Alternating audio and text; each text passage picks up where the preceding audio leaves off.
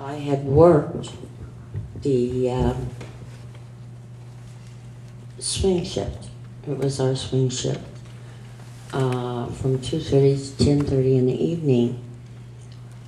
And it was a very busy night, and it normally was, with numerous calls reporting gunshots fired. When my relief got there as dispatcher, it sometimes took us like a half hour or so to change shifts, because we at that time had no tapes, no computers. We used toggle switches to keep track of our officers, as well as handwritten notes. So when Francine was finally able to sit down after I briefed her on all this, I couldn't leave her. She was too busy. So I stayed and answered phones. At about 10 after 12, which would have been the morning of July 5th, I got a call from a young female. She was really excited and told me that some kids were being shot at Blue Rock Springs. So I handed the call to Francine. I don't remember exactly how she put it out, but I do remember that she says, "I don't have anybody to send." And thinking out loud, and I actually believe that she had dispatched an officer by the name of Doug Clark, who was also a canine officer. And we did have investigators in the field, but we had so many calls regarding gunshots, these guys didn't really rush. That was Ed Rust, he was supposed to be here today, and Sergeant Lynch. So that was at 10 after 12. At 12:40, I received a phone call from a male, and he started with, "I want to report a double murder." At that time, I tried to get the vital information that we needed, because we didn't have computers.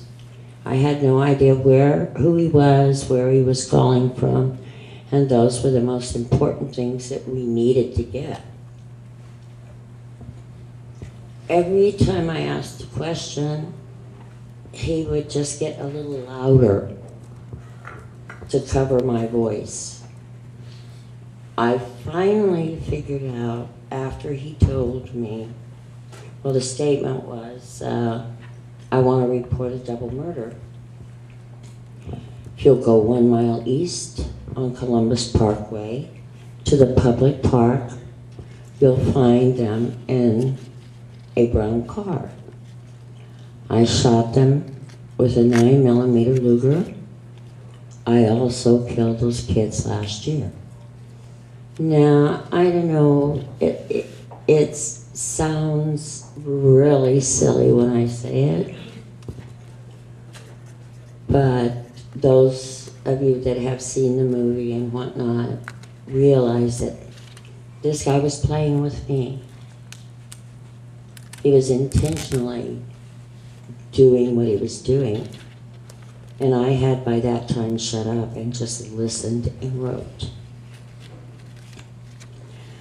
But at the end of my report, I did put that his voice lowered, taunting, and before he hung up, It was, like I said, it sounds kind of corny. If, you know, I wasn't here to tell you that it's actually the truth. It was for shock purposes. But his last words were like, goodbye. And he hung up. And I'm sitting there looking at this instrument that I'm holding and thinking, oh my God, it had to be him. So after that, officers were already on the scene with Faraday and, Majo and Darlene Farron. There were ambulances there, there were investigators there when I took this call. In those days, there was no 911. You called through the operator. So the operator, when she would connect the call, she would listen to the first part of the conversation. So when he said, I want to report a double murder, she heard that. And she started a trace on the call. But we were really kind of archaic. It took about a half hour. They traced it to the telephone booth where he called from.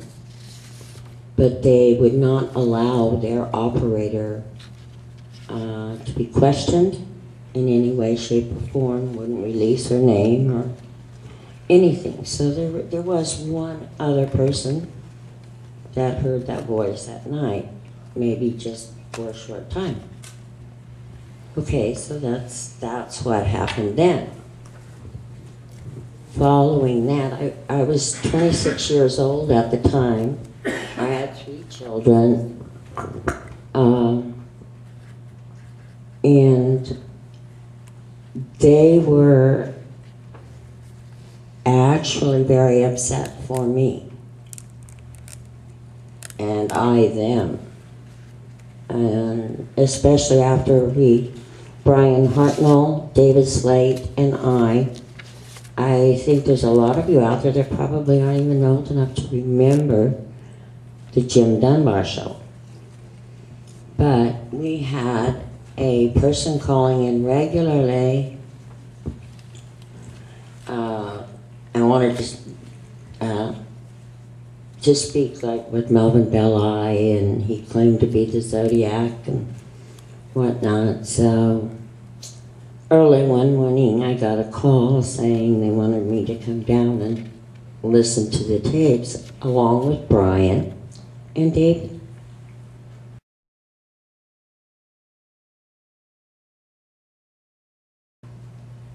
So I'd already heard it on TV, and I told my husband before I went to bed, it's not him. So all 3 of us agreed it wasn't him. But we were on the news.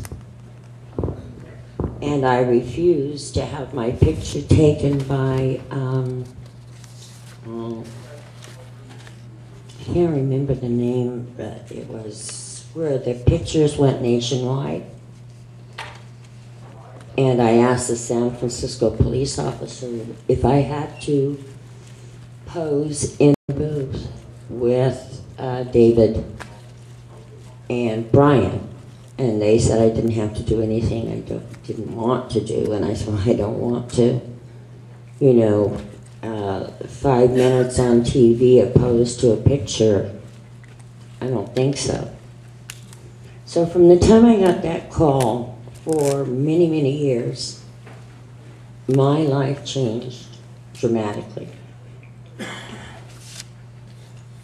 And I didn't even get entered into this again for 30 years. I read Grace Smith's books. I pointed out the things that were not true.